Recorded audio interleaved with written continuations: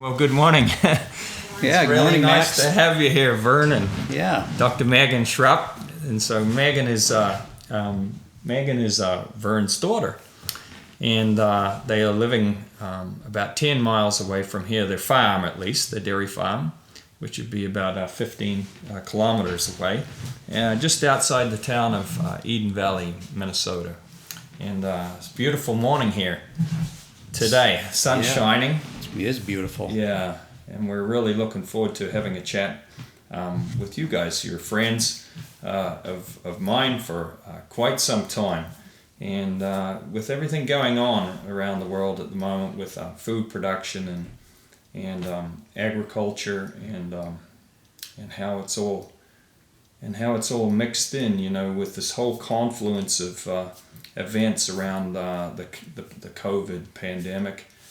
And so much has been brought to the forefront of the non-farming sectors, the consumer, the people that live in the cities. For maybe the first time in my lifetime, people have, at least in a wealthy country like America, or even in Europe or New Zealand, Australia, the well-developed countries, for the first time they've had a sort of a wake-up call about food disruption, food supply, and anyway, we'll chat about these things today, and maybe one of the nice things that come out of it is there's sort of been a raised, maybe a consciousness of the non-farming people that the food is really something we shouldn't take for granted.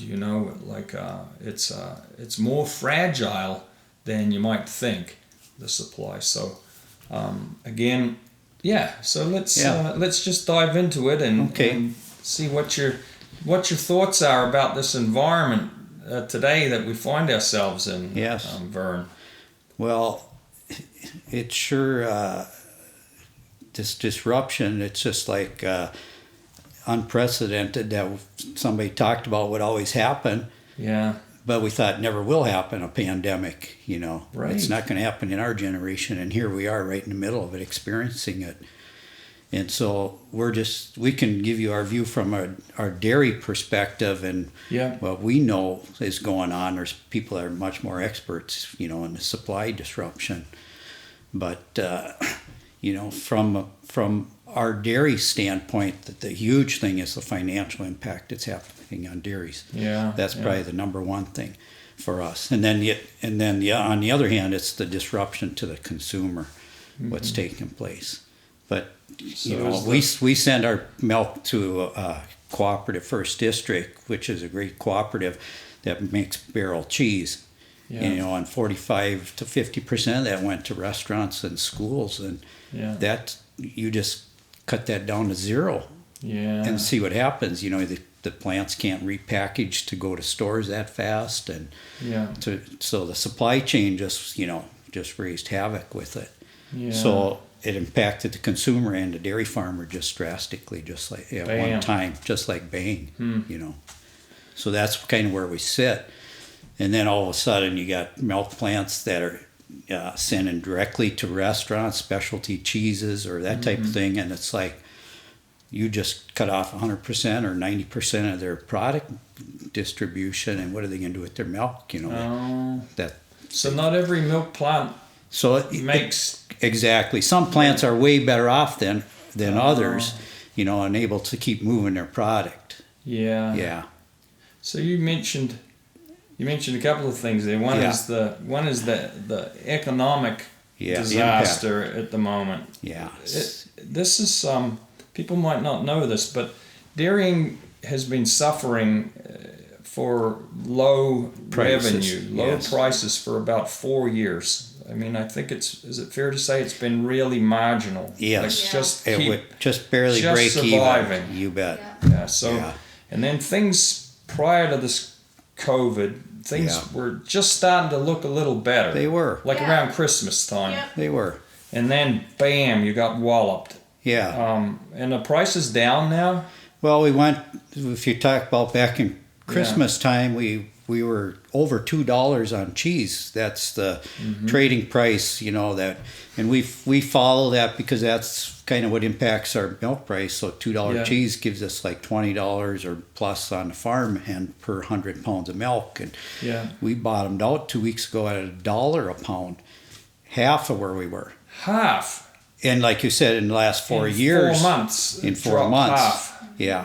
And it's recovered up to like $1.20 something. So it slowly is coming back. Wow. But everybody thought, we went through the last 3 months of the year, we had really good prices, and everybody thought this year is going to be the year where dairy prices will rebound and we're going to have a good profitable year.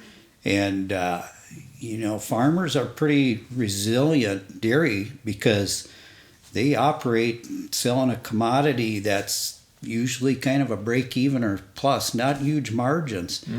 And they're pretty resilient because they've been through cycles up and down, and they kind of watch the cycles and plan for it. And we planned for an up cycle on prices this year, and the bottom fell out for everybody.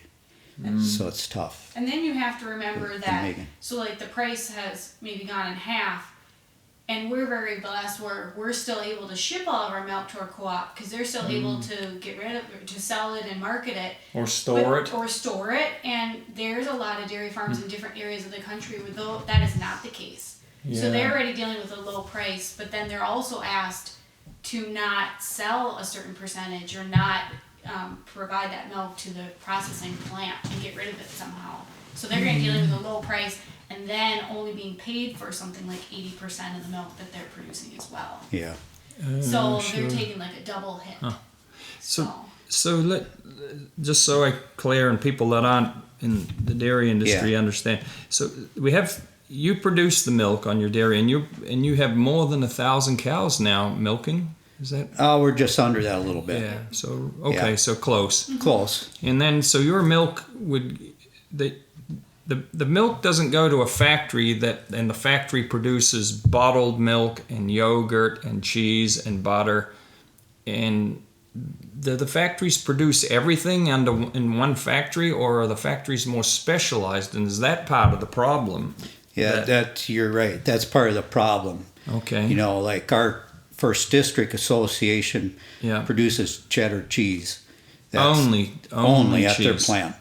Yes. Okay. And then they also sell off a fair amount of milk that goes to the bottlers. And those are like farms that are close to the bottler, like the metro area. Sends fluid milk. Yeah, sends directly in there. But their main business is making cheddar cheese. Oh, yeah. And then off of the cheddar cheese, there's byproducts like dried whey and lactose powder and stuff. And, a lot of that hits the export market. Yeah. Because that's able to ship. So there's the cheese part of it, plus there's all the dry product part of it also. Yeah. But you're specialized, and then say if you're specialized in a plant that's specialized in a cheese that just goes mostly to restaurants. Yeah. Wow, those plants are really hit hard. So like mozzarella, Italian style cheese. There you go, like an Italian style cheese plant. A lot of that's right to food service. So. Oh boy, what do you also do with all this product? So that's where you'll see, like we're fortunate at our plant, we called and talked to them, and just from the knowledge we know, they're moving product pretty well, or else they're able to inventory and store it. But they're struggling, but we are fortunate at our farm that we're not doing that, but going to Wisconsin and some other parts of the country, and they're telling farmers cut back 10%. Well, you're taking a huge financial hit, and then all of a sudden you take 10% off of what you're selling again and dump it, And there's an emotional toll to this too, what's going on.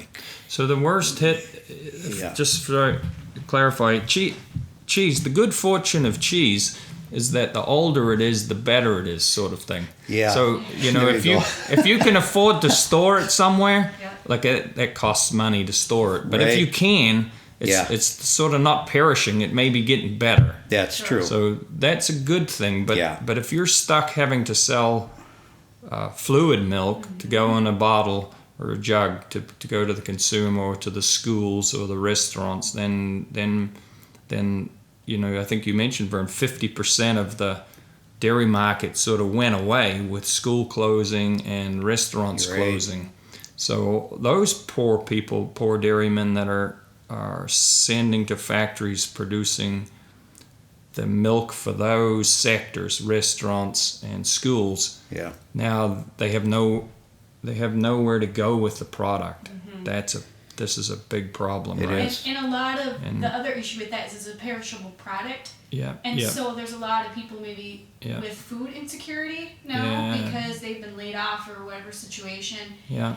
There's not a lot of storage at a lot of these food banks for No. this perishable product that needs to be refrigerated. And how do you dish it out to kids at home because it's got to stay cold? Yeah. So there's a lot of other challenges No, as well you're with right. delivering this or moving this milk into a different avenue of delivery to Yeah. people that need it. Yeah. And I'm sure just even like practical things like at the plants, I could imagine if they were bottling milk, that's their specialty, and then they just can't start making cheese because No. that's Right. It's different equipment. you can't just because you have the raw material milk Yeah. Yeah. doesn't mean you can make cheese. Yeah. No. So, but I think people who are maybe living in the city and not involved, they don't maybe understand that Yeah. that can't be just switched over. Yeah, and Totally even the different. packaging part of it. You got a plant. Packaging. You got a plant that's sending a lot of product to restaurants. Yeah. And all of a sudden they need to shift over and send their product to retail stores. Well, now it's got to be completely packaged different. You don't have Yeah. that kind of equipment and stuff in the plant. No. So it's like you said, can't you can't do it. turn it on and off. Well, that you think fast. about shipping to a big restaurant or a sports stadium or a big school, because schools now we have schools in Minnesota that have 3,000 kids at one school, so they probably receive a block of cheese. I don't Yeah. know, but it's packaged to be like 100 pounds of cheese Right. in a block Yeah. or a barrel. Well, you can't just start putting that in the grocery No, you store can't because tell no someone one put it in 2-pound packages. You Right. don't have the equipment in the plant this to is do it. really and so we see on the news and the internet maybe is even more people all around the world. I hear from my friends all over the world, all the way from Brazil and in Jordan and in the Netherlands. I was talking with my good friend Jan. I think Jan, Yeah. Jan van der Meer, just on Friday, and he's aware of the milk dumping. The images in Wisconsin and maybe other states. So the dairyman is faced with a horrible circumstance. Number one is he's going broke. I mean, there's no money for him at the moment. Number two is he knows the consumer, even in his little town or the city that's within a proximity to him, wants his product. The consumer wants it, but because they're short, but they can't get it. And the third thing is his milk factory, the processor that he's been providing milk to, is in a real pickle as well. They can't accept any of this because they have nowhere to go with it. And then so the consequence is this sort of well, it's really terrible that they're having to. The consequences, some of the dairies have to run the milk into the ground Yeah. or down the drain, Yeah. And have you ever seen this before No. in your life, No. Vern? No, not even close. No. No.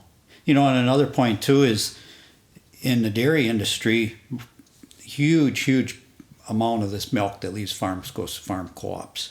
Yeah. And when those plants do make money, we reap some of the profits. But when they're losing money like they are now, who's really losing the money on the processing end too yet is the dairy farmer. Because these plants are gonna sustain point. some huge losses. Yeah. And when they do that, who's going to suffer it? It will be The owners. the owners and those are the dairy farmers. So it's going to erode equity on some of the plants also, and they're going to suffer losses, and you're going to and it's going to reflect back on the milk price for a few years till they Right. can recover some of this. So there is that little part of it too. Yeah. In retrospect, on the big picture, we're really thankful that we do have these cooperatives that market and process our food for us. It is a big benefit for the dairy farmer. You bet. Yeah. And then, the government has come out with some revenue protection for dairy farmers. Mm-hmm. And, I don't know what percent of them enrolled in them, for this year. Yeah. But,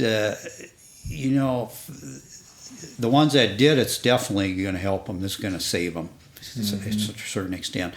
But we kind of watch the cycles, what's happening. And when you get to last November and you make a decision whether to enroll in it, and when you enroll, it's a monetary commitment too.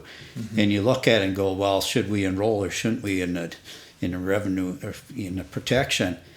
And a lot of them chose not to because they look at what the cycle is, and like next year looks like to be a fairly good year. So there's a lot of them that are not protected at all. Huge amount. Today. Because it adds to a cost of production also.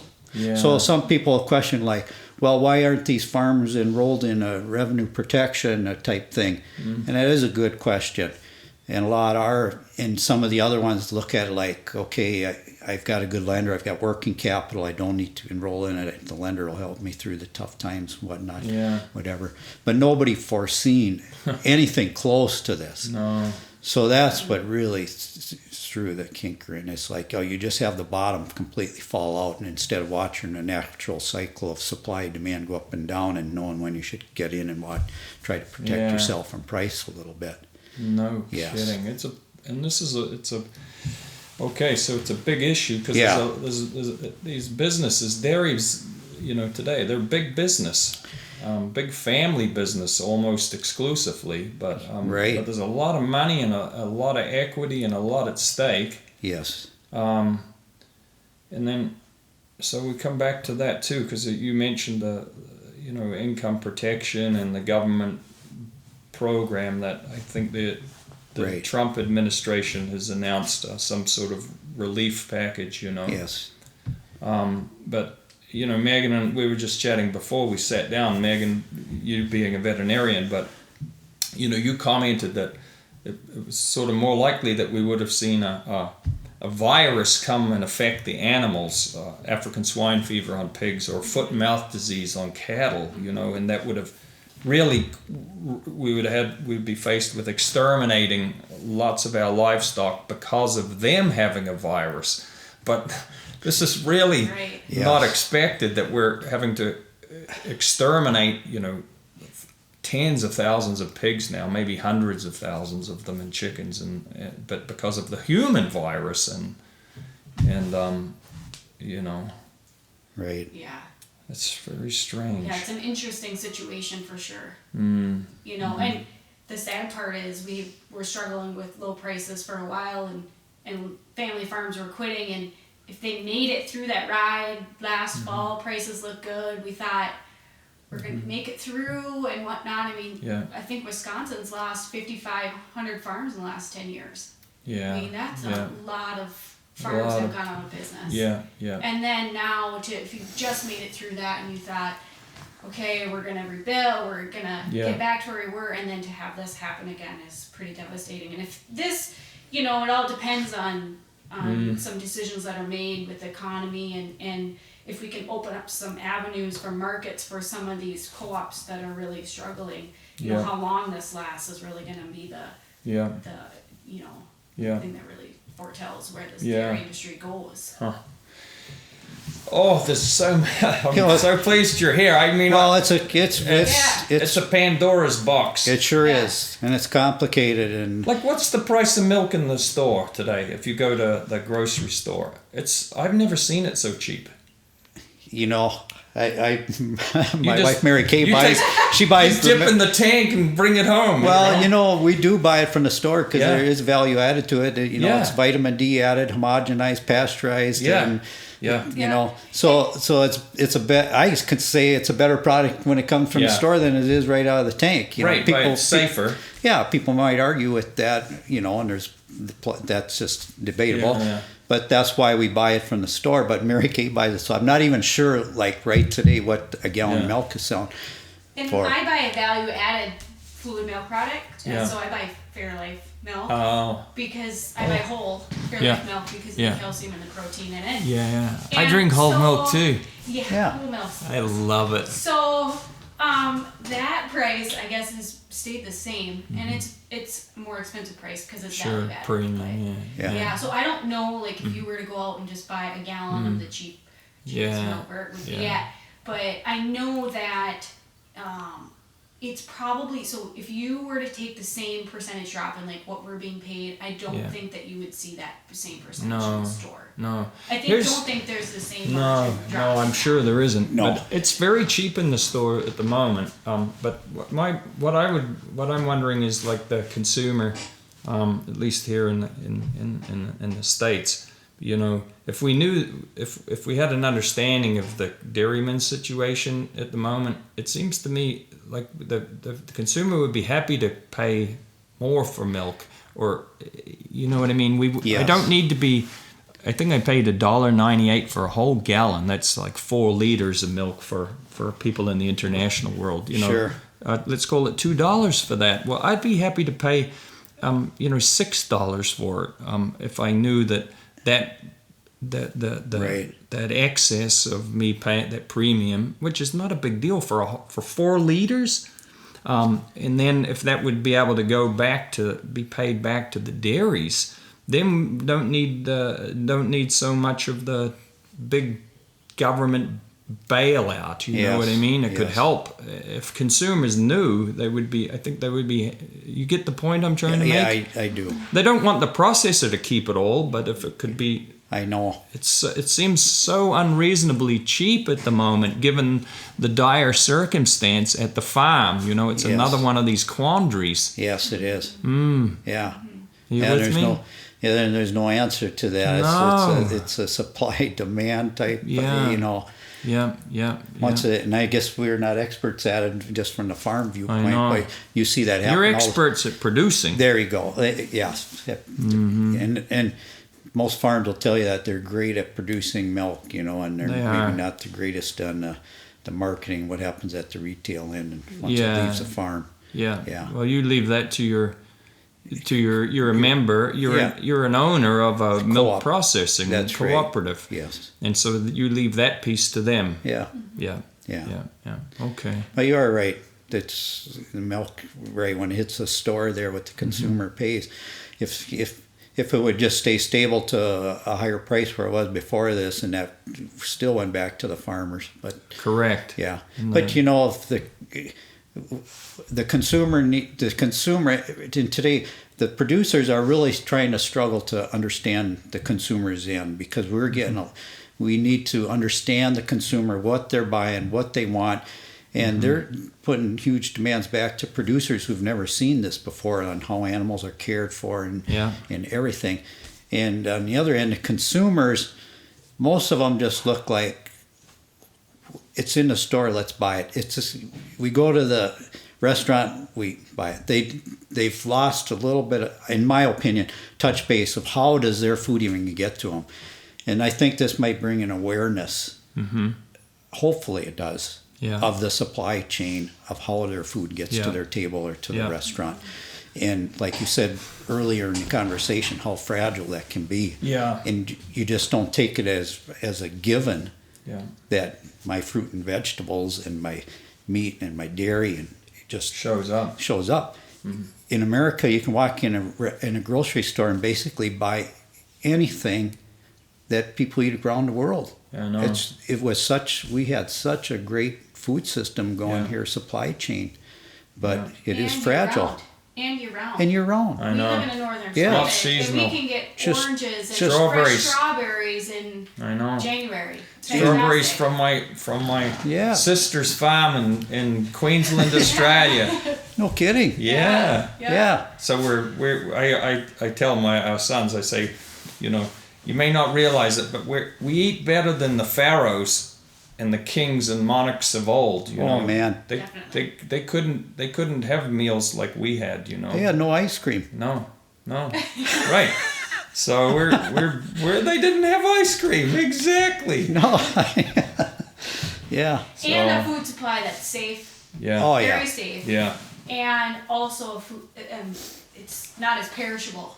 Right. If you think about going and buying your produce, it does last a significant amount of time. Right. You don't go to your grocery store and it's a bunch of spoiled stuff because it's taken so long to get to you or whatever. You go and everything's beautifully laid out and it's, and you know whatever you grab is safe to eat. Yeah. And you don't even think about hardly food safety. Right. Am I going to get sick from eating something?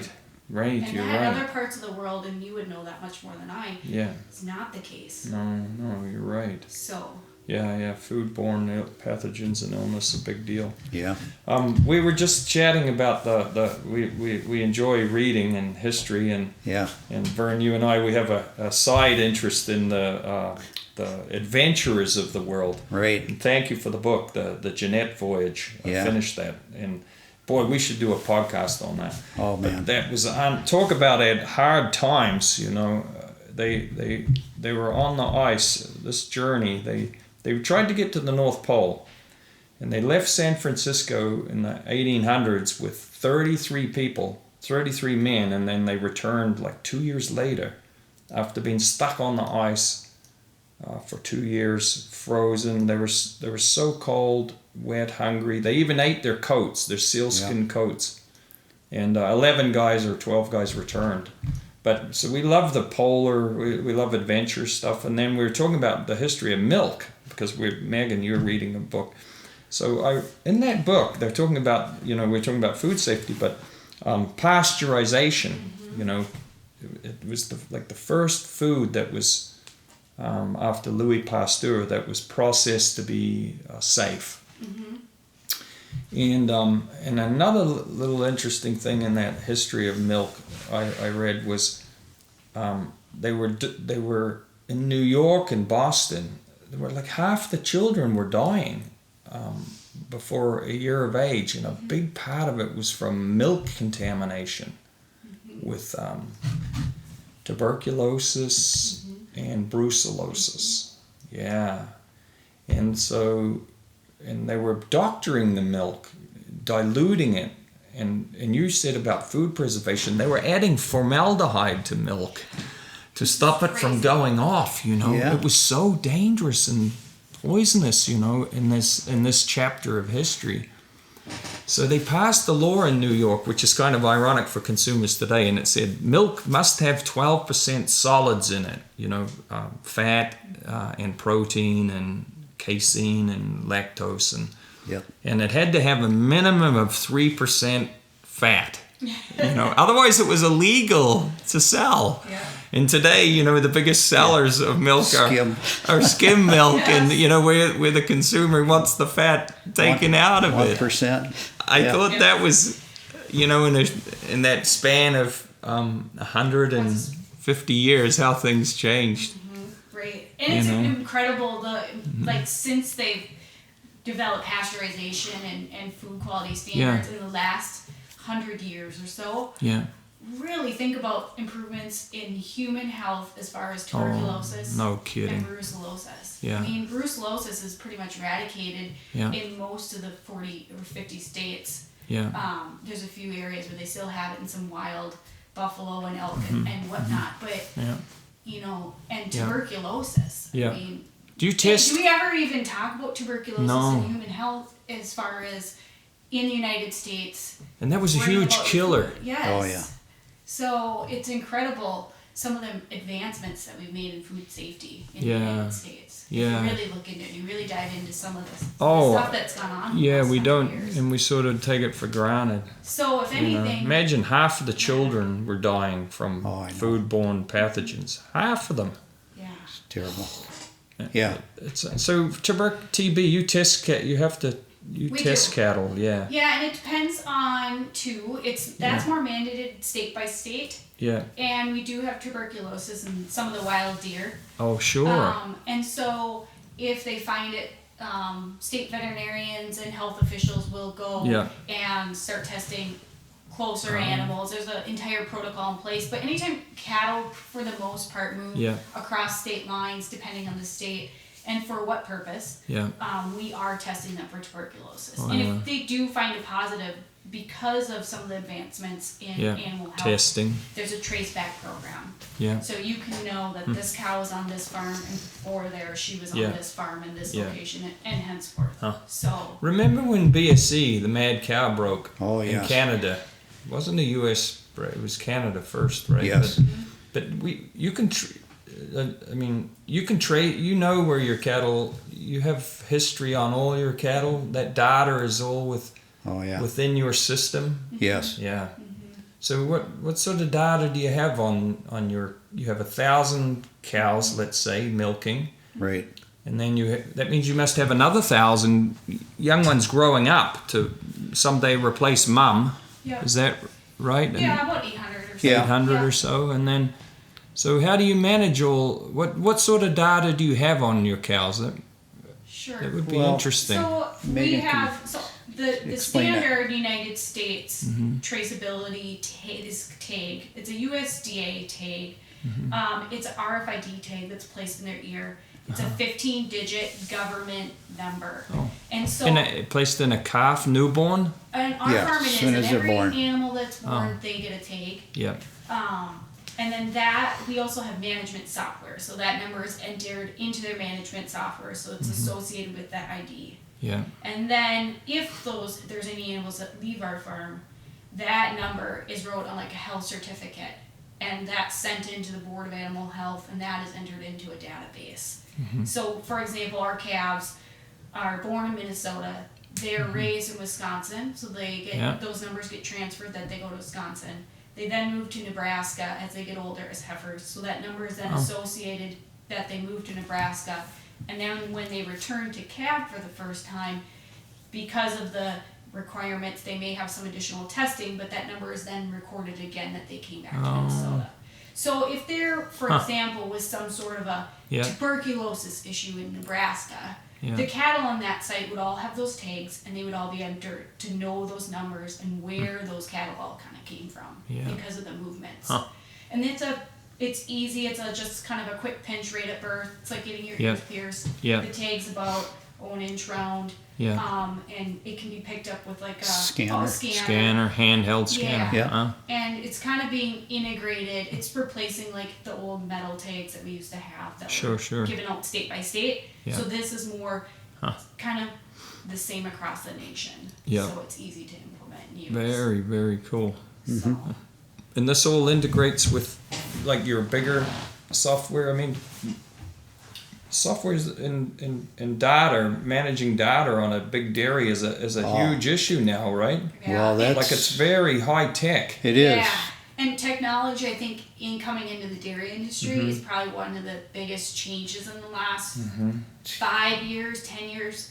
Like coming slow or coming fast? I think as we're getting closer today, and then probably even more coming in tomorrow, it's fast. It's going to be changing faster and faster. And there's some really cool stuff that we've been able to do. That tag is pretty basic compared to some of the stuff that we're able to do. Yeah. That 15-digit number is on our animals, but we also have a herd ID, so that's a big long number to use. So our animals have a nice shorter number or a name or whatever, but that all ties together and so what so you're managing a lot of data.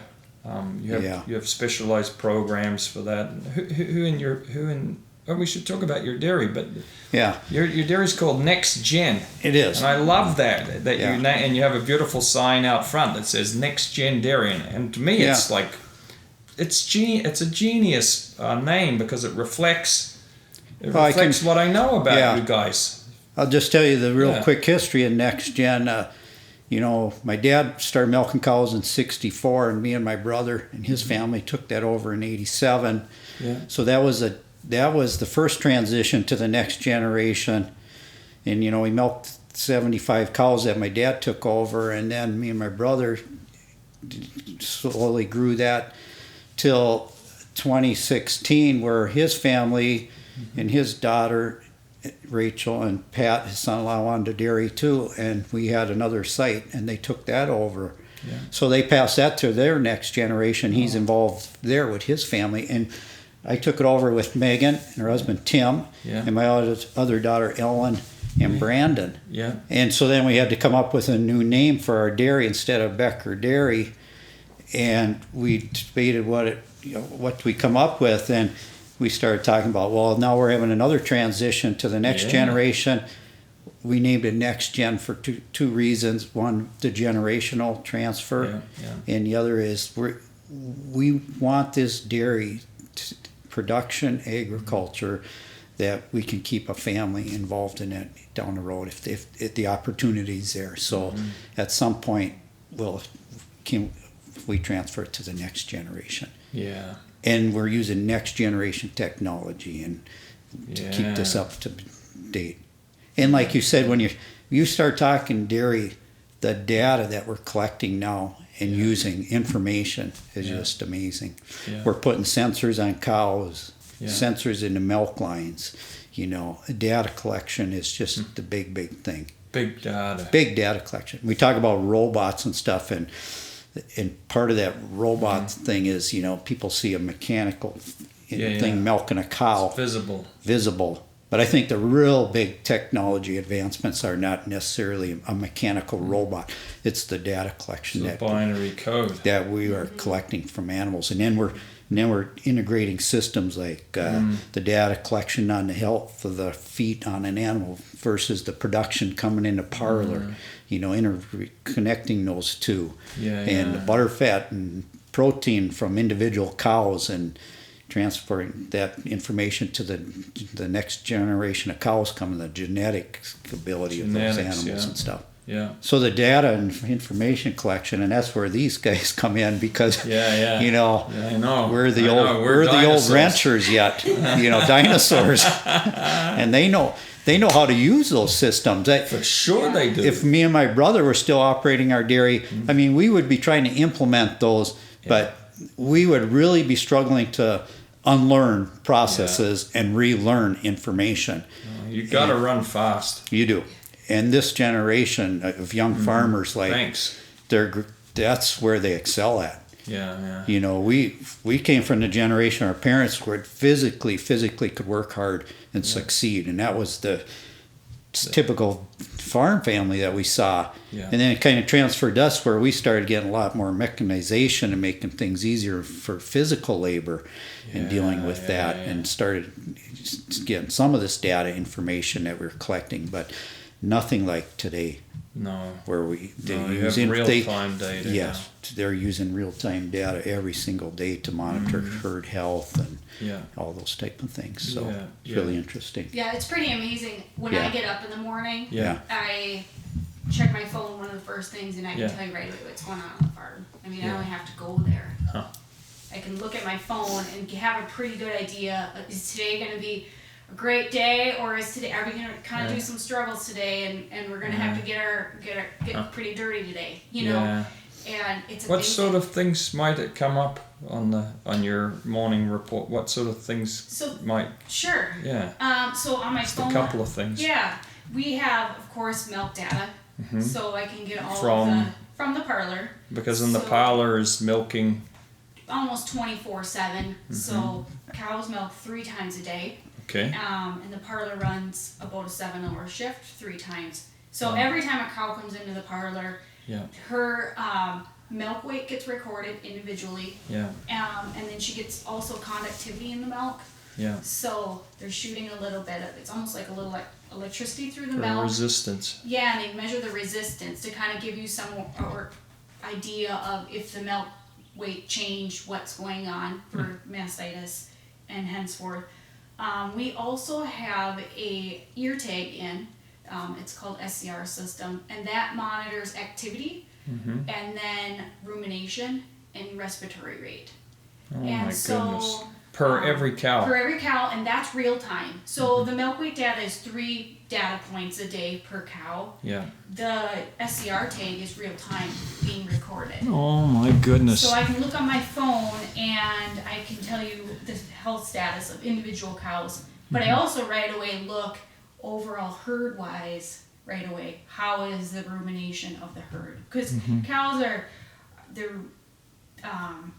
have rumens, and their first sign that they'll tell you if they're not feeling well is that they don't eat as much. It's the same with us. If we feel cold we coming cut on, back. I don't know if I'm as hungry today. Yeah. You may even see that before you actually physically have a cough or a Yeah. fever or Runny whatever. nose, yeah. Yes. Yeah. And so the cow is even more so that way just because of the way She's that a they're high designed. performance athlete Yes. too. Yes. So Yes.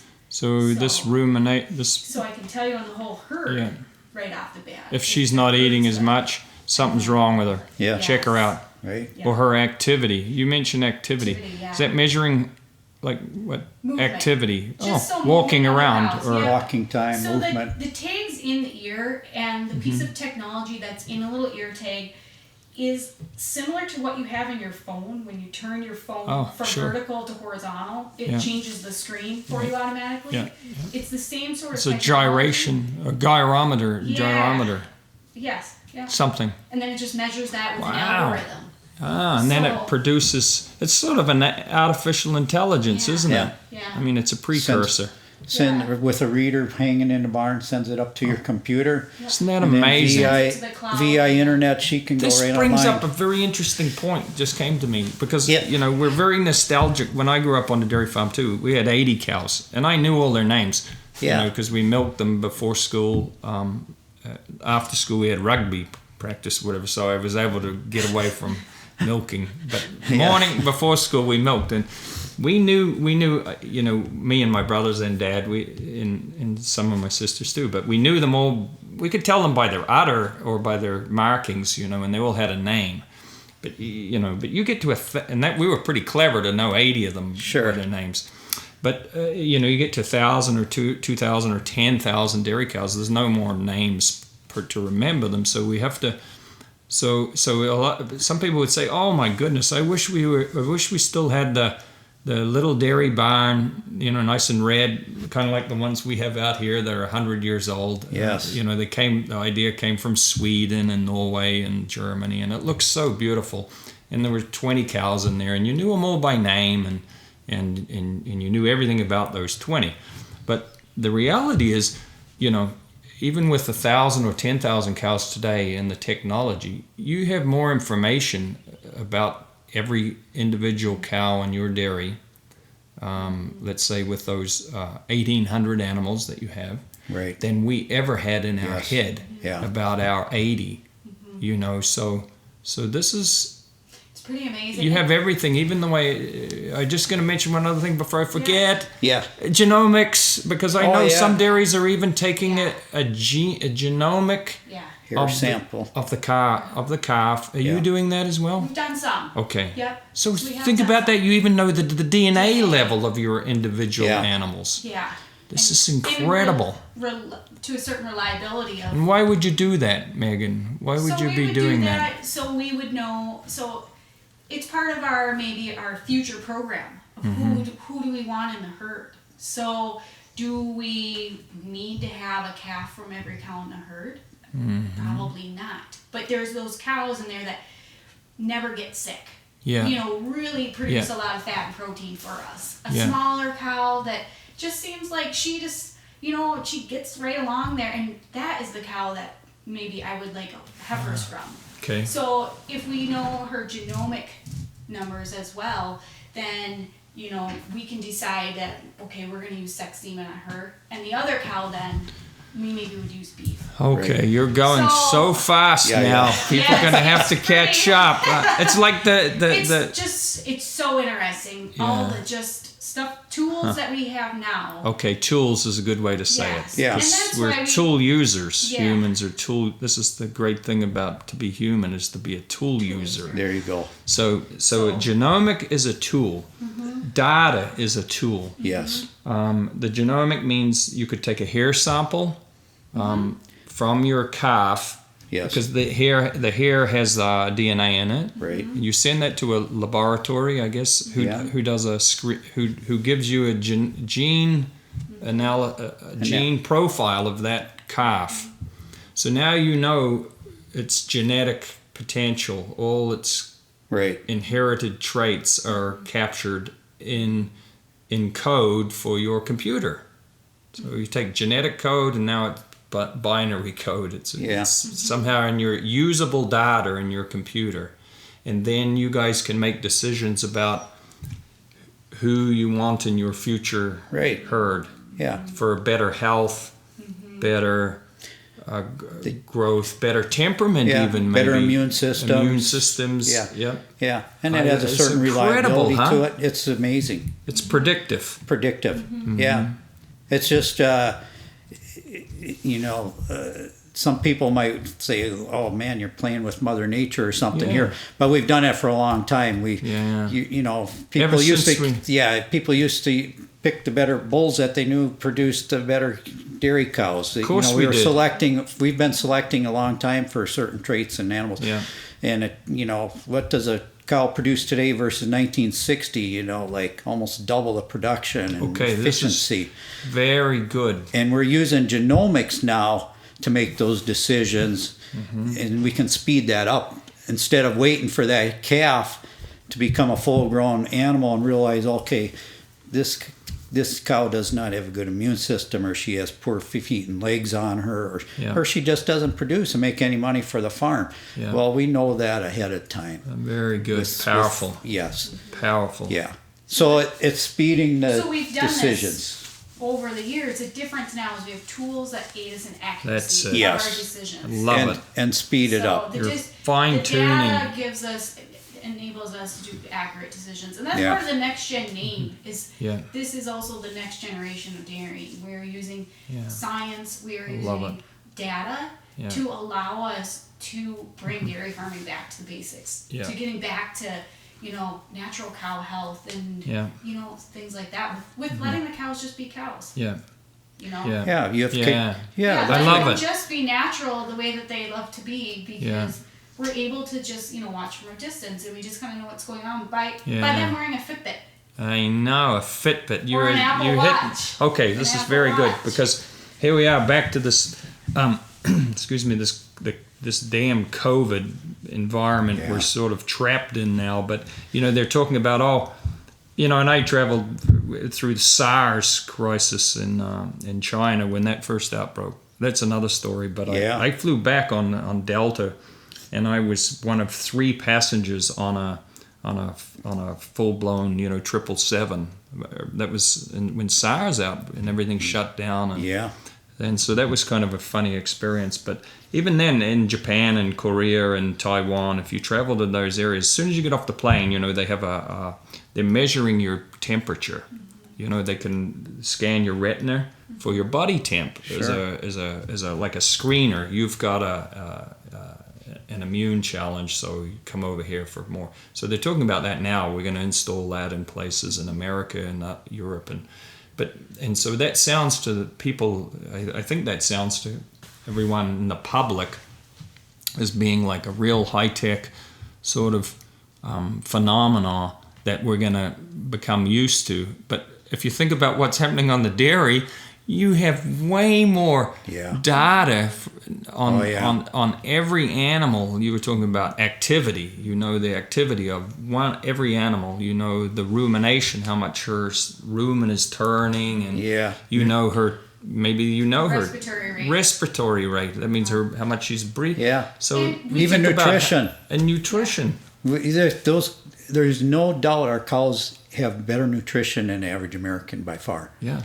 Every single day they're balanced for protein, calories intake, calcium, phosphorus, all the way down to your trace minerals. Yeah. Every bite. Probiotics in their diets, amino acid what they're feeding, and that doesn't change. There's we have a nutrition that comes, and we sample those forages and feeds and balance that. Fine-tuned. It's just like they really get a quality diet here, better than most Americans. They're not eating. No. They're not eating three or four donuts for breakfast. And I started out in the nutrition business after college, working doing dairy nutrition, and like we sat with a paper and pencil here trying to calculate what to feed these cows. And now we've got a computer program, and we can send these forages to a lab, and we can balance for, it's just amazing fine tune how good our nutrition is on an animal now. Yes. It's very, very That's another precise thing too. Because some people maybe hear about precision ag. Yes. Mostly that's precision ag they talk about for cropping, but they do. But we're really a precision ag for the animal too. Mm-hmm. Oh yeah. Is that fair? Yeah, especially in dairy. Yeah. I mean, we're getting to integrating software. It's coming down the pipeline to install milk sensors, so we get real-time fat, protein. We'll know if they're pregnant. Bacteriology. We'll know if they're pregnant. We'll know if they, have other health issues. We're able to start integrating facial recognition in cows. We have Google Glass coming, so you can wear goggles around the barn, and as you look at a cow, her data and her stats will just report above the cow. So you can look at a cow and just know she's good, she's pregnant. Are you serious? Whatever. Or, it's like the cow, Matrix. Yes. Yeah. It's really neat. Where is the cow? It'll tell you on the floor. It'll guide you directions to go walk to her in the barn. Are you serious? So That's amazing. So cool. Fun things you can do with that. It's unreal, huh? Yeah. It's unreal, and people don't Well, know. Okay, we're going to talk about this. They're suffering from no knowledge about how technically sophisticated the dairy has become, and also how that's one thing they're missing. It's no wonder they don't know about it, because no one's associated with a farm anymore. We have 1% of all food in America and developed countries being produced by 100% of the food is being produced by 1% of the population. Yeah. That's how. Yes. So 99% of the people in America's case, it's like 320 million people don't have any relationship with a farm. Never been on one. They don't even have an uncle or an aunt that own a farm anymore. But sort of the ones they see or they have a nostalgia towards is the little red barn that we talked about with old brick silos and sort of romanticism of that. Yes. And so where was I going with it? So it's no wonder they don't understand how high tech it is. The other thing I don't think they can understand is how much you've done to improve the environment of the farm for the cow, for the animal. That is the point I would bring up. Because you've done so much to create an environment where... Some people listen to this and say, well, they might classify... Now we're talking factory farming. Sure. That word. Sure. And my dad would come back and sit here. He would tell you, what you guys are doing there, those cows are way more comfortable. Yeah. Their health systems are better. Their health care is way better. Yeah. The quality of your milk you're producing is way better.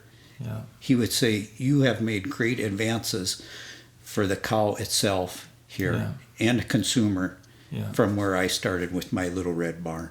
Yeah. Yeah. He'd be proud of where we have come on milk quality, cow comfort, health of our cows, how they're treated, animal welfare.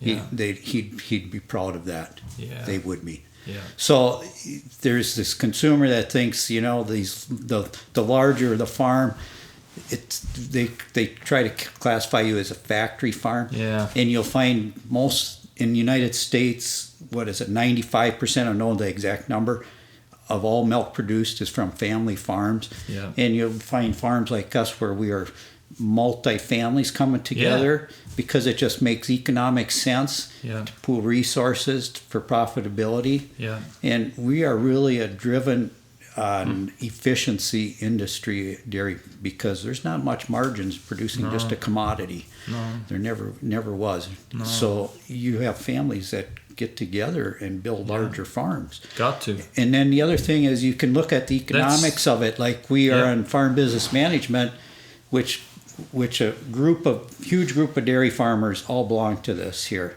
run by the state of Minnesota. We share our financial information at the end of the year. So at the end of the year, say last year, the average dairy farm made $400 net profit per cow, and out of that profit, that $400, they would have to pay for family living for the farm and make debt payments. So you take a 100-cow dairy, they have $40,000 for family living, and I think anybody out there right away says, well, I know what health insurance costs. How do they live on that? Well, a lot of the smaller farms, they have other enterprises, Sure. cropping and stuff, or off-farm income, or they have no debt, so they are able to survive, these smaller farms, because they're financially structured where they can do that. But if you take a farm like us, where we want to be no additional farm income coming in, and you take $400, well, 3 families to live off of that, you can see why over the years, and this has been going on since 1940s or 60s, that the farms keep getting bigger because efficiency is driving that, and cost of living keeps going up. So we need to keep milking more cows. We have to. If we are solely relying just on pounds of milk sold to provide for family living, to sustain a family farm. Yeah. So that's sustainable farming right there. Well, there's the word. The first thing in being sustainable is be economically viable. Exactly. You got to be financially. You can't do anything if you can't be financially. The sustainability word goes out the window if the first thing you can't sustain is being financially viable. Yeah. That is the reality. So that's what's driving larger farms is profitability, and then also efficiencies, which is great for the consumer. It is. Look where milk prices are in the store versus 20 years ago. Yeah. They're almost the same. Yeah. Yes. Well, I think as a percent of the consumer's income, family income, America is the cheapest food in the world. I think we only spend like 6% of our income on food. It's something incredible, thanks to the efficiency of agriculture. Right. Modern, progressive agriculture that's adopting technology, all the time, never stop running and producing, food that we talked about. It's healthy, nutritious, safe, and more affordable. And this is the key. But and part of that affordability is coming from efficiency, economies of scale. Right. So you mentioned something, factory farming. This is good because I also hear about corporate farming, and somehow the language it bothers me because again, I don't blame the consumer because he really doesn't understand what's going on in 40 miles from the city on the farms. So they're, because they don't understand, and because it is actually very complicated, it's you can't condemn them for hearing about industrial farming and corporate farming and factory farming as being evil or something dark and sinister. This is sort of the portrayal that's come from, let's say, it's a pernicious little horrible branding that's sort of taken over in the last 20 years. It's malicious, pernicious, it's ill-founded, and ultimately if you're concerned about feeding the world, humanity, we should be much more careful with our language than we are, because you can really damage an industry that's producing food to feed the world. And lest we forget, there's about 5 billion people on the planet today that live on less than $10 a day. 5 billion. I know. And these people have to have cheap food. Yes. And this sort of this naughty condemning of modern, large, productive agriculture is I think is a real slippery slope to hurting our ability to feed. People that desperately need a lot. We need a lot of people to feed, and they've got to have it cheap. They do. Their So- economies, they can't afford to buy it otherwise. Yeah. Yeah. So they might call your farm the NexGen Dairy, who are all about, I know you guys and anyone listening will get the feeling like you love what you're doing, you love your cows, and you have a vision, like an admirable vision to live into for your Right. from your dad and mom, and from you and Mary to Megan and Tim, and the next generation after that. It's to me, it's beautiful. It's a beautiful thing to try and make happen. But even people, they would call you guys a factory farm or a corporate farm,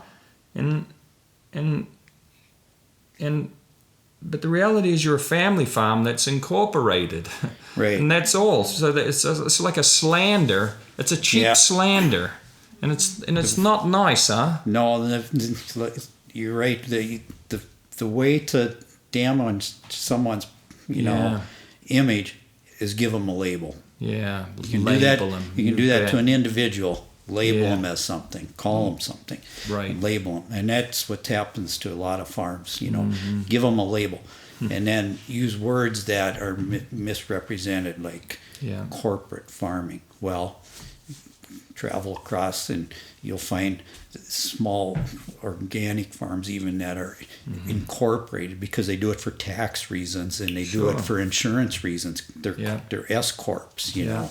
Yeah. It can start, from small farms to large farms. There's corporate farms that are 30 cow dairies, and there's corporate farms that are 3,000 cow dairies because they're S corps. They do it for tax reasons. But we'll label the large one a corporate farm. Yeah. Give it that tag. Yeah, and then Or a factory farm. Give it that tag. Give it a label so that we can, misrepresent them and cause them harm by their label, just as you can do to an individual. Yeah.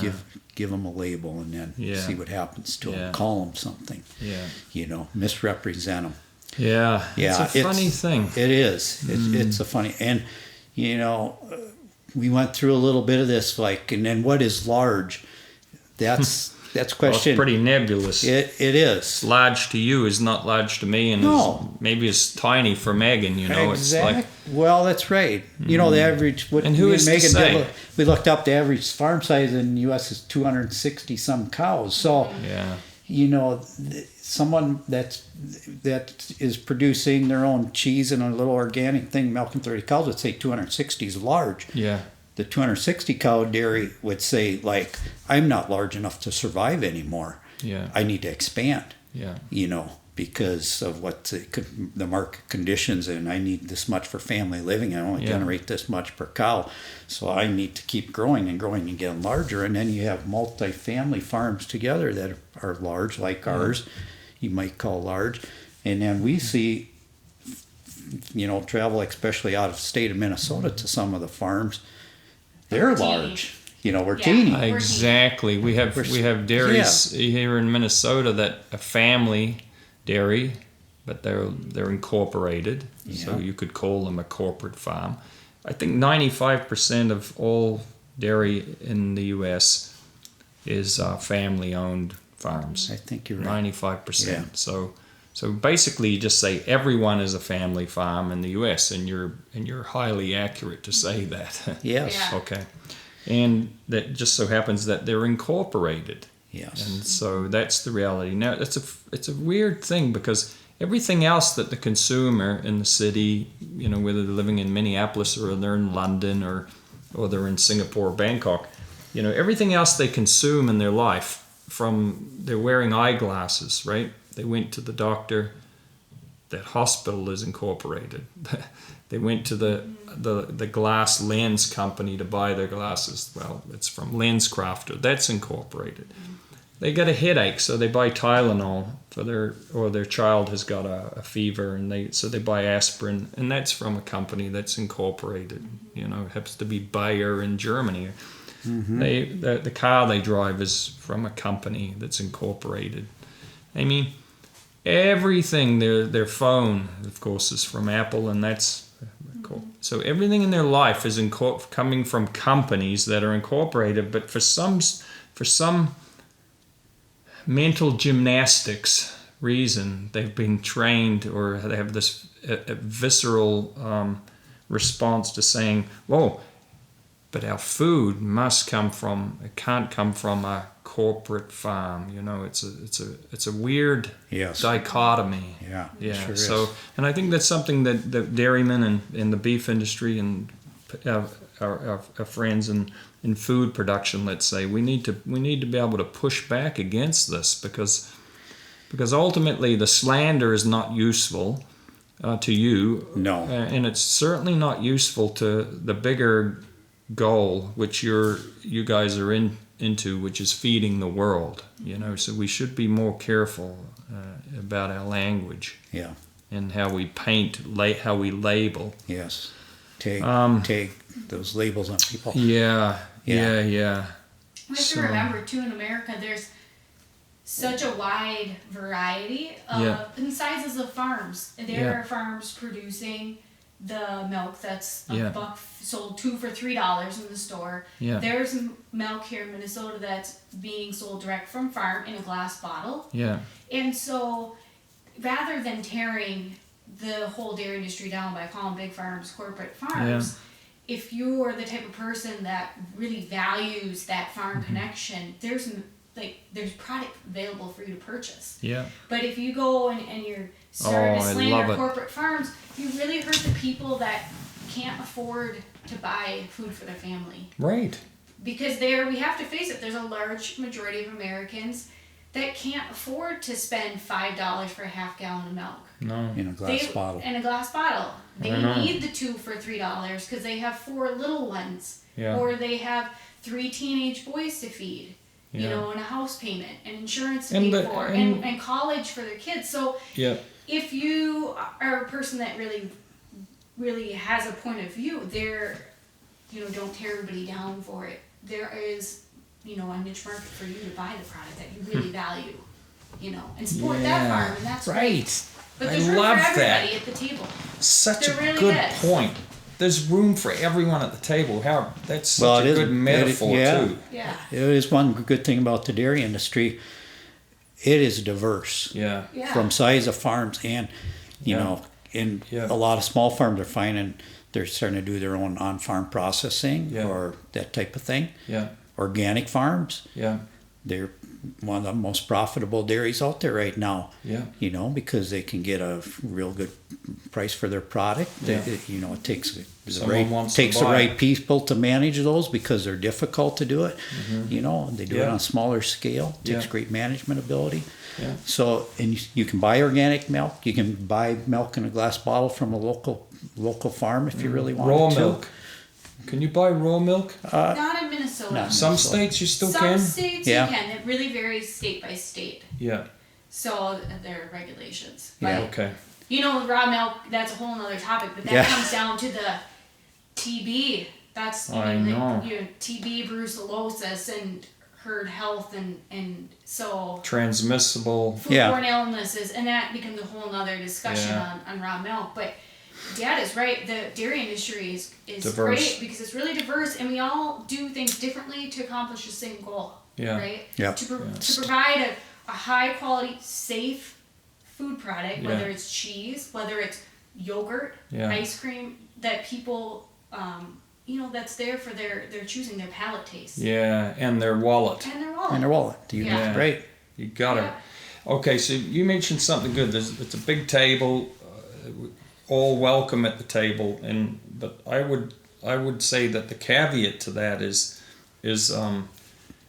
something that I call devouring your brother, and it's like a Cain and Abel story from the Bible, and I see, because I like what you said and I believe in it myself. I think that is the absolute best way to go. Is if someone wants to make craft cheeses, and we have friends not far from here who are the Redhead Creamery. Yeah, they're doing such an amazing job. Their products are just they're awesome. Yeah. And it's family and their daughters and dad and mom and their cheeses are magnificent. And so they decided, like, they're courageous to create a business model around, I don't know if they got 200 cows, and they're really building this beautiful brand of cheese products, like artisan cheese. So it's like, hallelujah, good on you.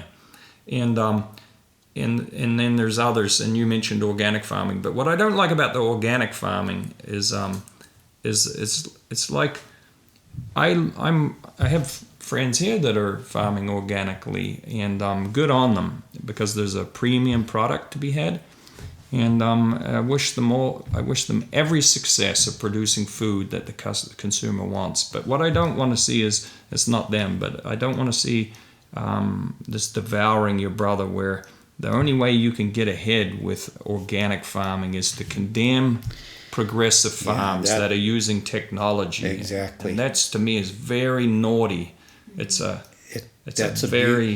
abused really bad. Yeah. It's used to the consumer to say that my product is better than yours because you're using technology to produce yours, and that's not true. And I can, and that's where I go back to what my dad would say, what's happening today. Yeah. This technology is producing really good, safe, quality products, and cheaply. Yeah. So it gives a consumer a choice. But you're right. And I don't think we don't label organic as like we've got a better product than them. Right. But there is a huge group of people, from consumers to whoever. Well, they've built this marketing pyramid around that. You have a bad product, it's not as healthy for you. Exactly. And ours is better, healthier for you, and whatnot. Yeah. And that is not necessarily, that's not good. No. It's not honest, in fact. No, it isn't. So it's a dishonest slander. Yes. And it's also, again, it's a short-term thing. Like I come from a marketing background, so I know all about set up your straw man and knock him down, right?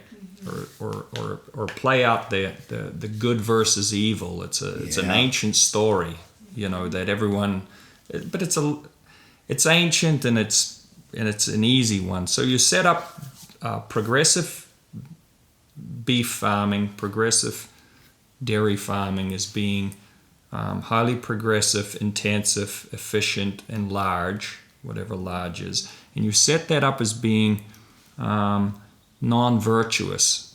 It's not good for whatever reasons you want to paint into that. Yes. And then they say, but the good news is you can buy our,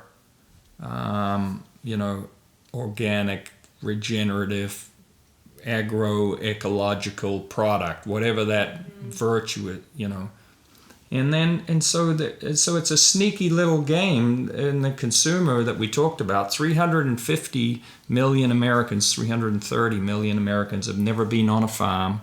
They don't know anything about what's happening. So it's easy for them to maybe get pulled into this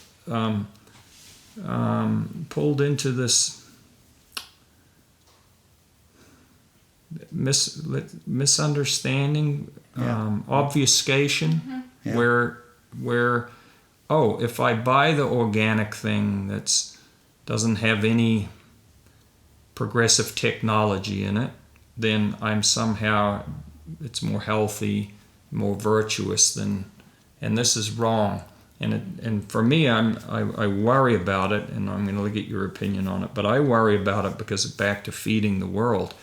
In America, we can afford to pay more for our food. Not all of us, but a lot can. Yeah, you're right. But the 5 billion living on less than $10 a day, if we condemn technology here and paint it as being bad and unsafe and nefarious, then the ability for Africa, sub-Indian continent, the emerging countries of the world, the ability for them to adopt these technologies is reduced, and you're going to condemn them to hunger and suffering. Yes. And this is so. That's why I say it's such a short, selfish game that they're playing. Does this sound right? True to you? I agree with you, 100%. The wealthy across the world can say, yeah, let's not use technology and to produce food, but when we do that, it's a supply-demand thing. We would drive the cost of food high. And it is a selfish thing for the wealthy to say that of the world. Let's not use technology. Let's do it where we get lower yields and whatnot. But it's a supply-demand. When this many people across the world want to eat, and we decrease the supply because we don't use technology, who can afford to buy the food now? Exactly. We impoverish more people yet. Impoverish them. We do, and we hold them into that class down there, and they can't get out because there's the saying is, point. you know, me and you have a lot of problems. Yeah. But start going without food, you have one problem. One problem. And that's what happens to the poor people across the world when you start limiting the supply of food to them, one way or another. And if it's through technology where you drive the demand up and the supply down, you take away all their problems and give them one problem, and that is survival of being able to feed your children, feed your family. So it's a selfish. It comes back to, you're right. It's a selfish statement by the wealthy of the world. Yeah. You know, and you've traveled the world to see what goes on. But I tell my children, people I know, you need to leave Minnesota to go look to see what's happening across the world. And you don't really need to leave Minnesota with the internet and technology, but the idea is on your mindset, you need to leave Minnesota and see what's happening across the world and how people live. You know, 5 billion people every day that need food, and if we can solve a lot of these problems, we can go to Africa and give them wheat they can grow that's GMO'd, that can take salinity, drought, salinity, and you know, GMOs started back when Norman got the award for producing a wheat that was shortened. Dwarf wheat. Norman Borlaug. From Iowa. That was the first GMO produced. It was done by crossing them. Now we do it in a laboratory. And we call it GMO because we can do it in a laboratory instead of out there taking this wheat and crossing them. But we are doing the exact same thing Norman did, except we do it in a laboratory. Yeah. And if we limit that, we will not call GMOs bad. They're not good. And we go to Africa and say, no, or different parts of the world where we can solve their problem by producing a product, a plant that can survive and give them that. And all of a sudden they can produce their own food. Was it Bangladesh where they grow this type of vegetable now that's GMO'd? And it's like unbelievable, their nutrition, how it's spiked up. An eggplant. Yeah, it's like an eggplant. It's GMO'd, can survive there now. Unbelievable how it's increased their quality of life now because they've got high yields. Exactly. It's a GMO. And, you know, so. I love GMO. See, well, if you want to. So good. Isn't it? If you want to solve world problems. No kidding. Science can do it. We have to have science. Yeah. And these are people that, here's the thing, you know, we send our children to colleges and universities, and they become doctorate degrees, and they learn science and they learn how to do this. And then all of a sudden we label them as mad scientists. Yeah. It's terrible. It's terrible. Yeah. They've learned how to use science to try and solve world problems. And all of a sudden somehow we start giving them a label that's not right. Yeah. So that's I like that very much. But anyway, it's very good though. I think it's the whole we have to be careful about slandering technology that's safe and good, because you know we have 7.6 billion people on the planet, you know, and by 2050 we'll have 9.6 billion or 10. It's another 2 billion. So that's the thing too. It's not like the world population's flat, static. stuck at this level and we just got to feed them. No, there's 2 more billion coming in your next generation that have to be fed. Yes. So that's why I mean it's like all hands on deck, all technology that can help produce food in saline, droughts, bug resistance, yes. Fungus resistant. We cannot deny these technologies to the world that needs it. And the other thing is by 2000, so in 80 more years, 8 out of 10 people will live in Africa and the Indian subcontinent. 8 out of 10. Can you imagine?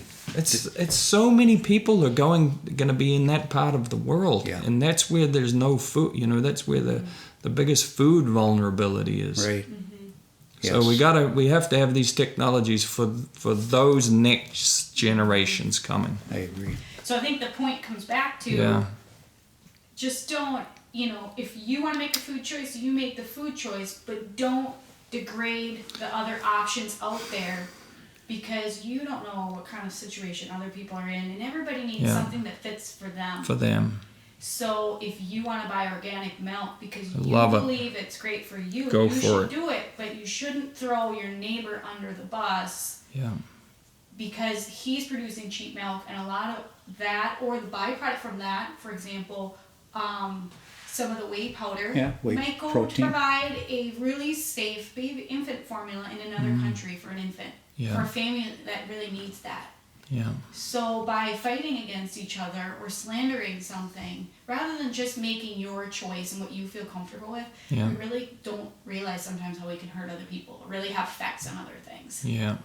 So, that is very well said.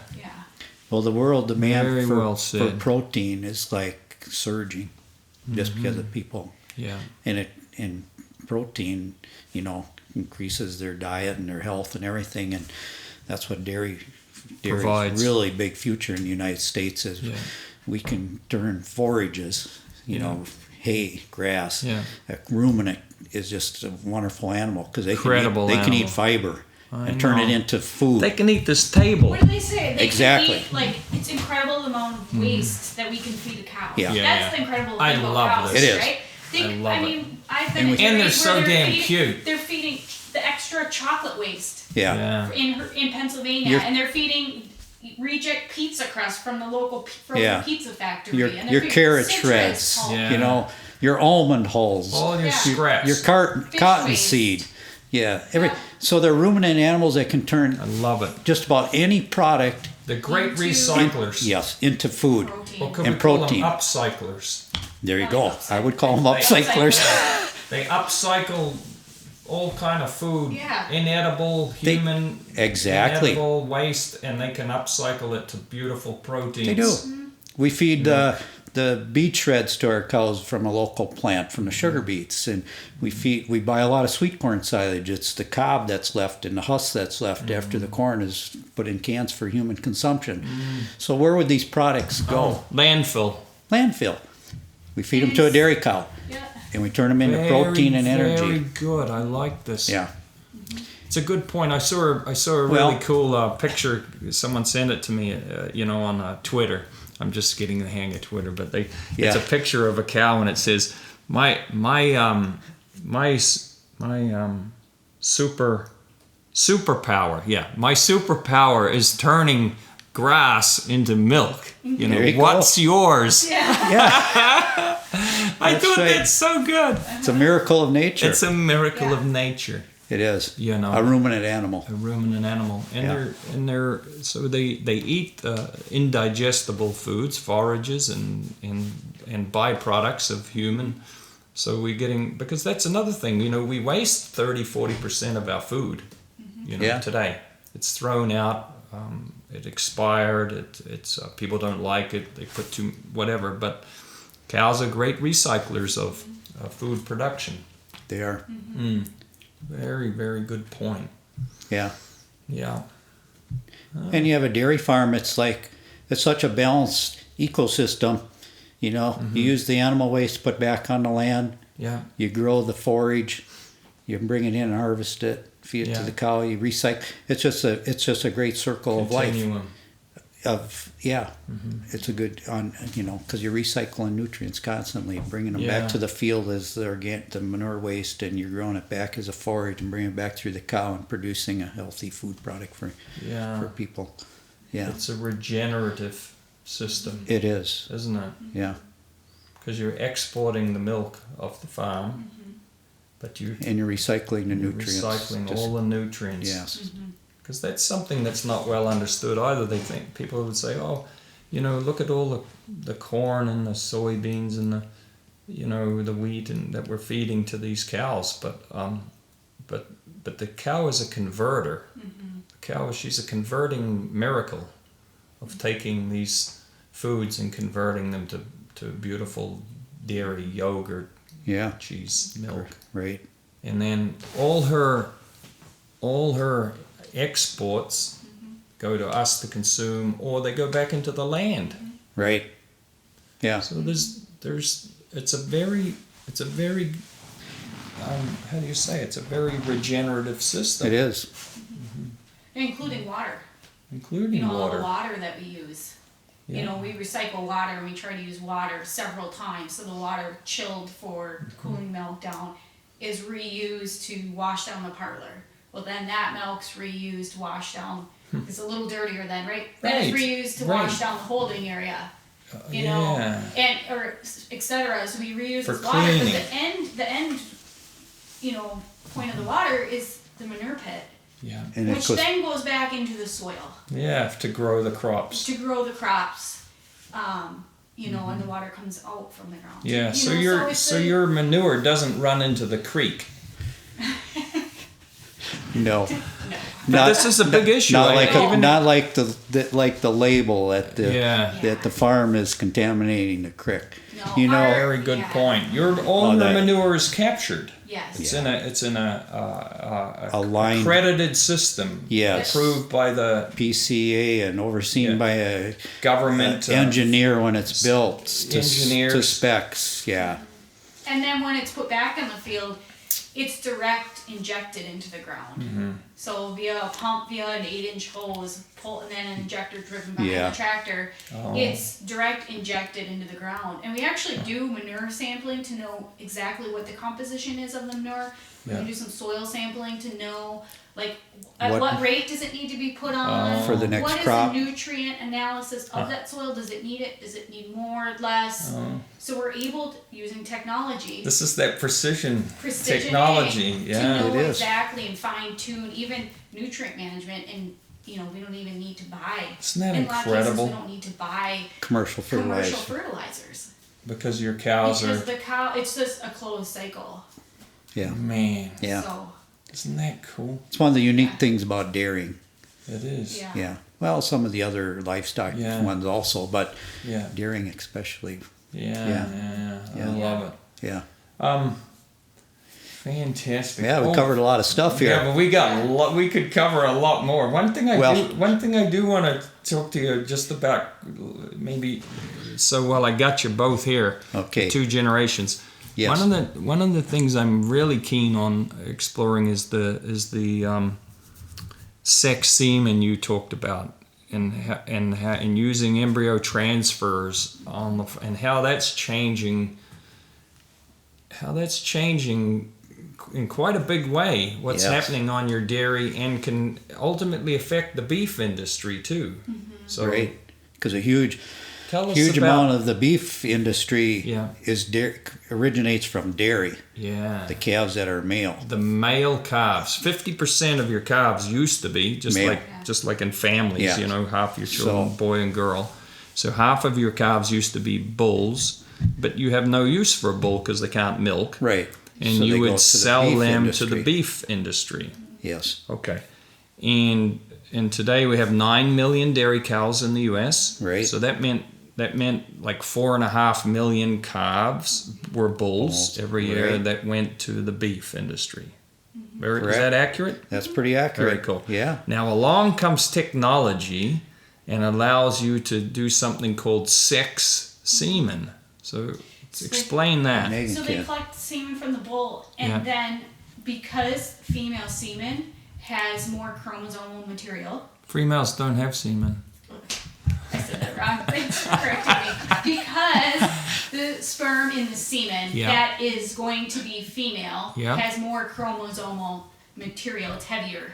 Oh. So they centrifuge it and they spin it and they can divide it by weight.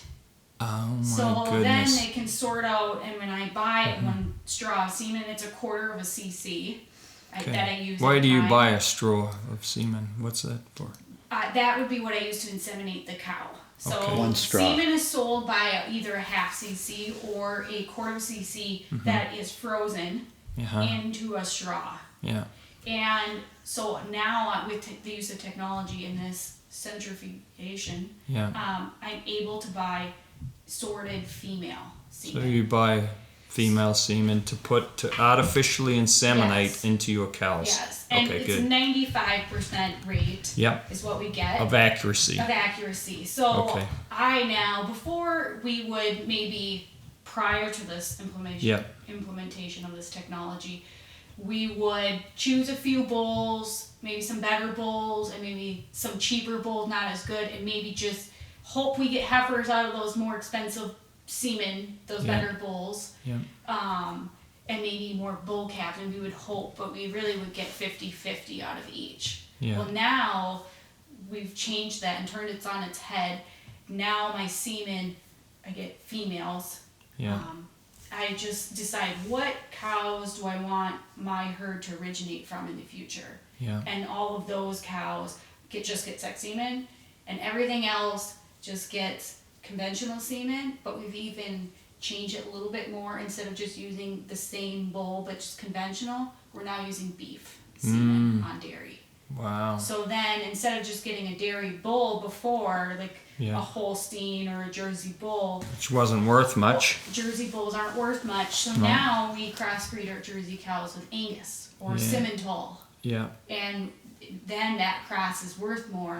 And those heifers that are that beef cross and bulls are both then fed out into the beef market.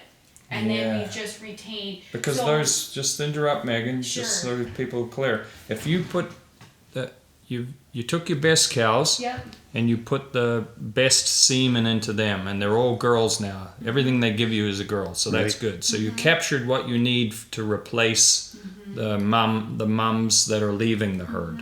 That's your goal. But now you have all of these extra cows that you don't need them to be replacements. They're good cows, but they're not your elite. So you can put let's say an Angus father semen into them, and those calves will be born black now, because black is dominant over the Jersey color or the Holstein color. Is that true? Yes. Okay, so now you have a calf that looks just like a black Angus calf that the beef industry desires.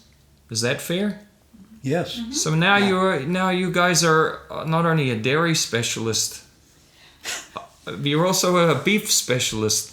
You produce a better animal now. for beef production. So this is fascinating, huh? So you're actually doing two things now, like quite specialized.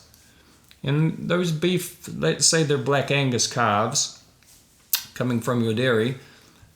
Now, what does that have what does that do to the rancher in Montana or Wyoming who's also trying to raise black Angus calves? Does it take some of his market?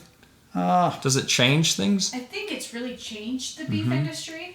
And maybe more so on buying on the packer end.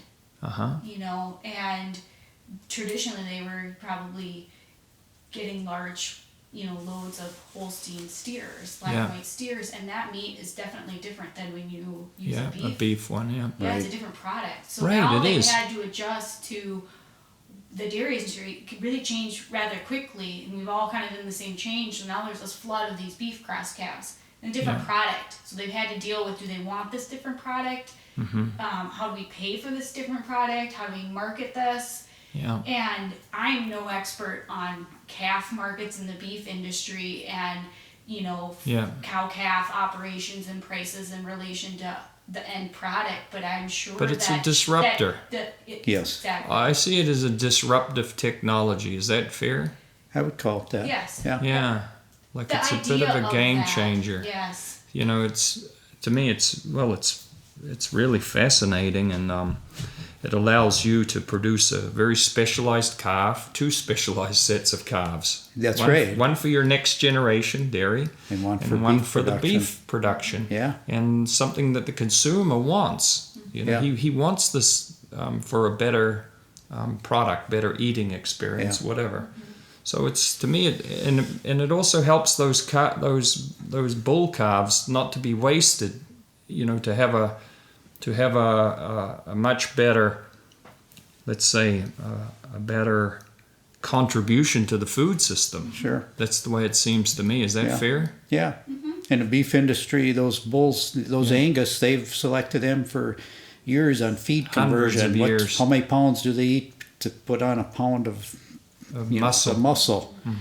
Where dairy, we don't do that. We're first selecting for its feed efficiency. It's for pounds of milk, and you'll see our dairy cows. Yeah.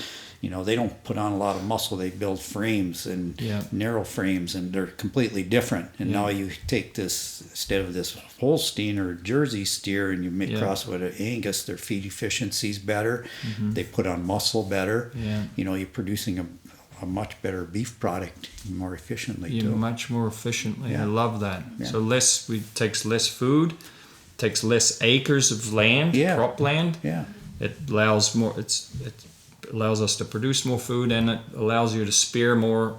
You know, this is the beautiful secret of efficiency and technology, is that it helps us conserve more land for nature, if you will. Oh, yeah. You know, we don't need to plow so many acres to produce highly, and this is a good thing. Like dairy cattle, you mentioned when your grandpa, or your grandpa, but when Dad started, Yeah. you know, that the U.S. dairy cow now, on average, is producing 23,000 pounds of milk, or let's say 10,300 kilos of milk a year. Right. But Yeah, look what it was back in what middle was it 60s. in the 50s, 60s? I would guess it was about 9,000, 10,000 pounds, And that probably was a good 11,000, cow. Yeah, somewhere in there.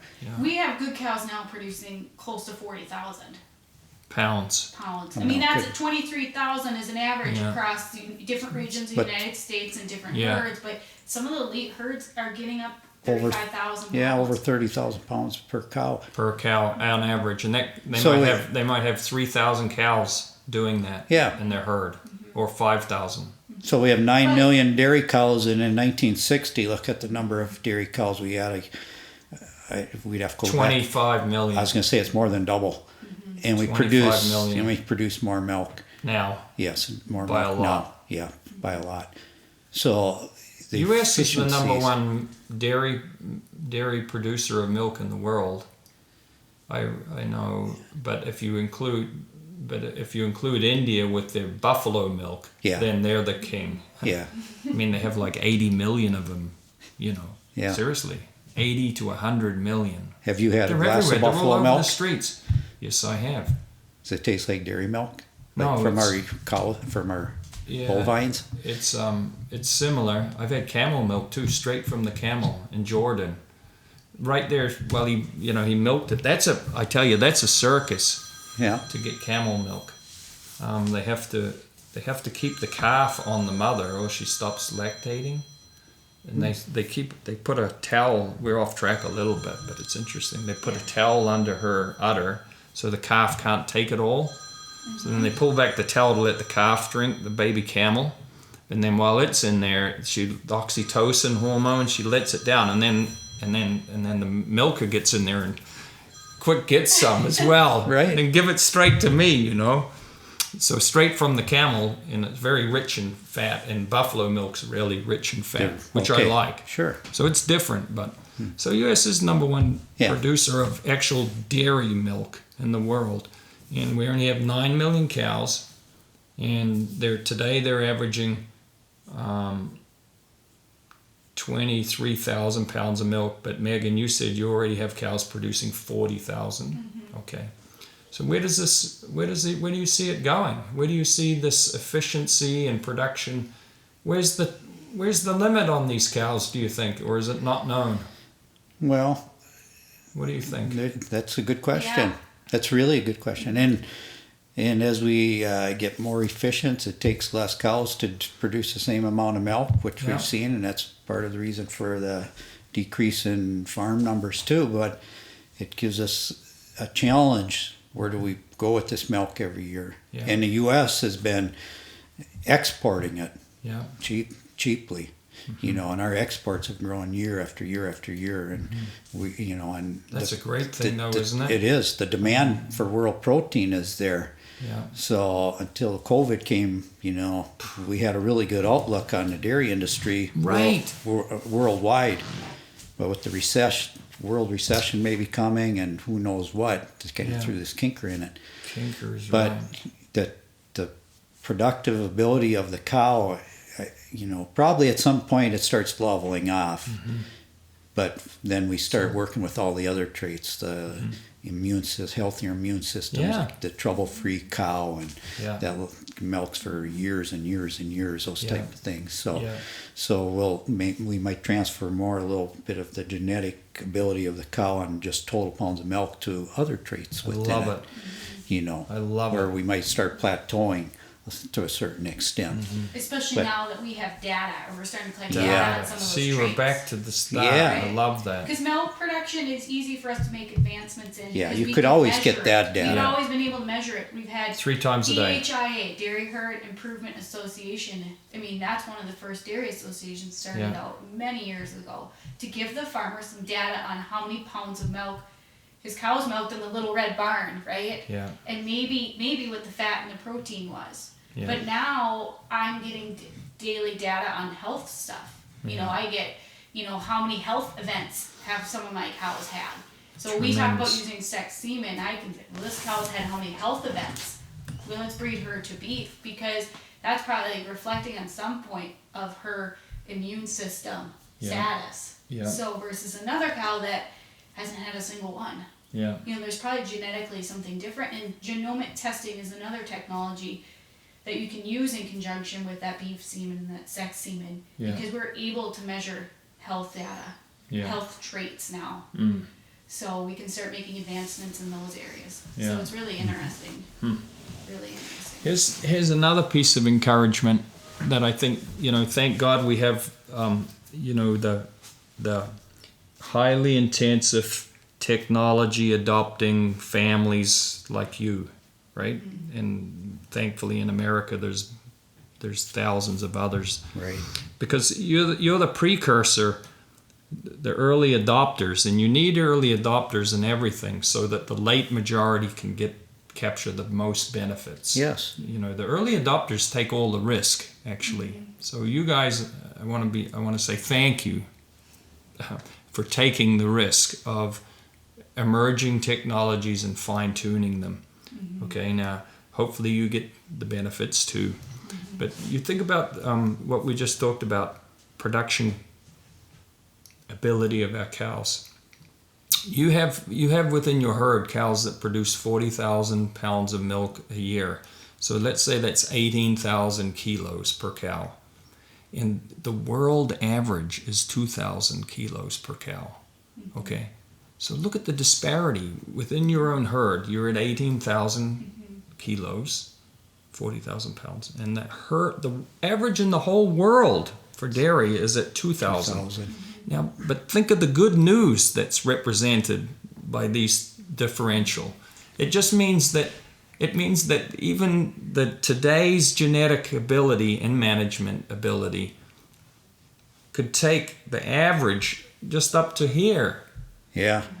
The possibilities. The possibility. Yeah, It's like possible. it's so incredible Yeah. that the good news that's represented by this of how many people we could feed by you guys being early adopters, figuring out how to do this up here. Yes. And the rest of the world can grow into that. Yeah, that's right. Because what you're proving is that what you're doing exists today. Yes. And that should be like optimism for the Africa, for the Southeast Asia, the developing nations that are. Does that make sense? It sure does. It Yeah. sure does. Yes. Yeah, and they can meet somewhere in the middle if they're limited on one of the resources or whatever. But it shows that they can overcome those challenges. Yeah. With the technologies there to make that climb up. That's because it's doable. It's doable. Yeah. You're right. Yeah. Yeah. So very good, very good. We're going to have to do this again. Yeah. I can see that we we opened lots of cans of worms. Oh gosh. But it's been really tremendous for me to have you here. Yeah. Is there any I guess I sort of touched on something. I love Matt Ridley. Did you ever read his book called The Rational Optimist? No, I didn't. Okay. Well, it's one of my highly recommended. I follow him on Twitter though. Oh, you do, Matt Ridley? Yeah. Well, look at you!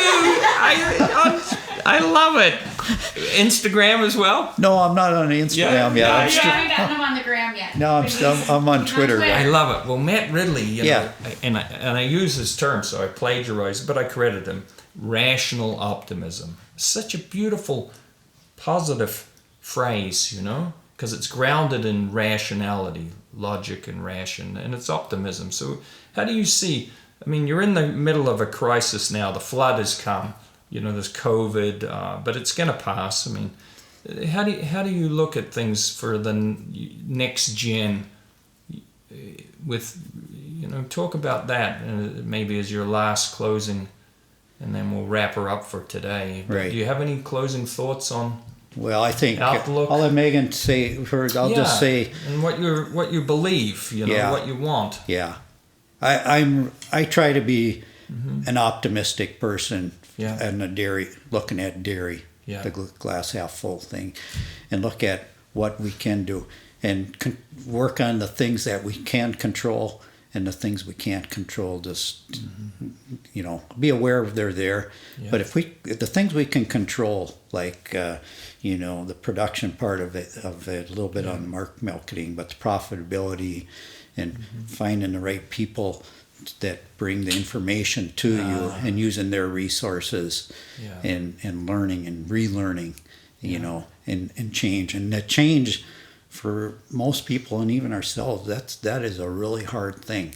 Yeah. But you have to realize that is the main constant that we see in dairy and what's taking place. You know, and I think my dad taught us part of that, education and using other people's knowledge.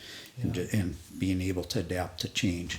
And we've been through, this is like the worst crisis maybe we've ever encountered. Yeah. But dairy farmers are pretty resilient. They've worked with low profitability and we have too. We've come through 2009 cycle, which was terrible, you know, for milk prices, a kind of a recession there, and survived it. And so we're pretty resilient people. Yeah. You know. Thank God.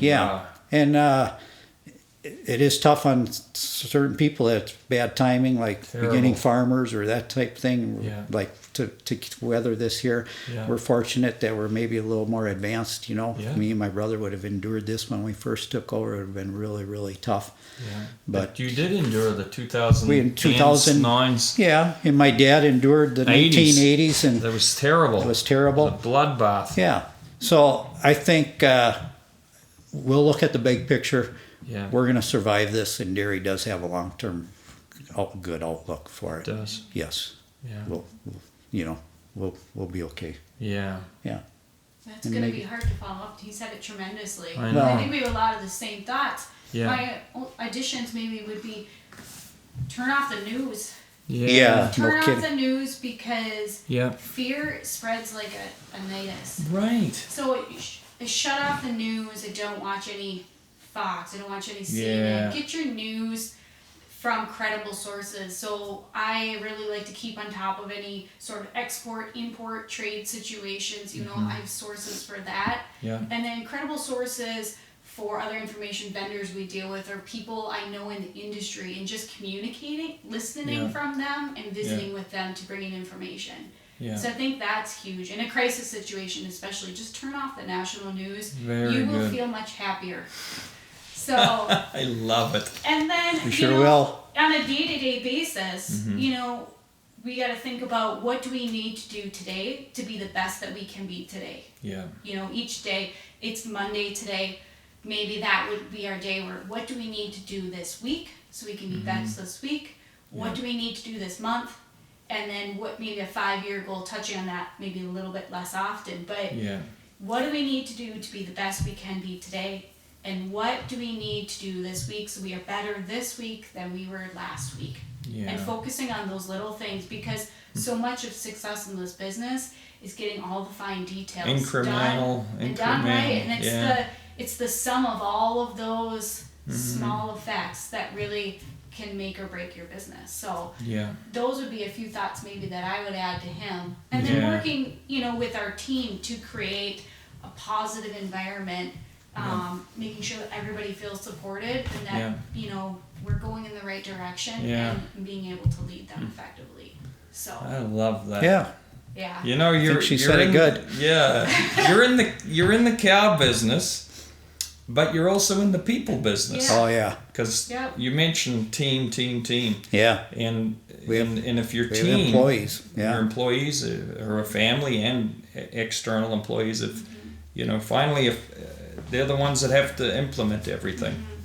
And I like that you're, so. We try to look at employees as they're the asset to the farm. You bet. The wages we spend out, it's not like they are cost of production to us. No. Treat them as an asset. It's an investment, an asset. Megan and Ellen and Brandon and Tim are really good at creating an atmosphere where a positive one where I'm proud to come work at NexGen Dairy. That's what we try to achieve. And treat those employees just like you want to be treated and develop personal relations. Maybe kids will be the next gen as well. Yeah. So you mean if you've ever had a job, you go to your job and you just everybody's happy and everybody's working together, you love what you do. It's amazing the great things that you can do together. It really is. No kidding. So your team and your dairy are really only as good as your weakest links. So if you create a good team, create a positive atmosphere, and support each other, we really can have a lot of fun. So here we are smiling. I mean, attitude. I know we're in the middle of the. You're in the middle of all the shiza, and here you are smiling. I love that. Yeah. Right. And that's what he said, really turn off the news because you won't think of all the things you can't control right now. Focus on what you can control. Are we in the right position, long term, short term, and what are we doing today? Bam. I love it. Yeah. Well, thank you, Megan and Vern. I really love chatting with you. Yeah, it's been great. Appreciate everything. Okay? Yeah. Good. Sounds great. Cheers. Cheers. Cheers to you too.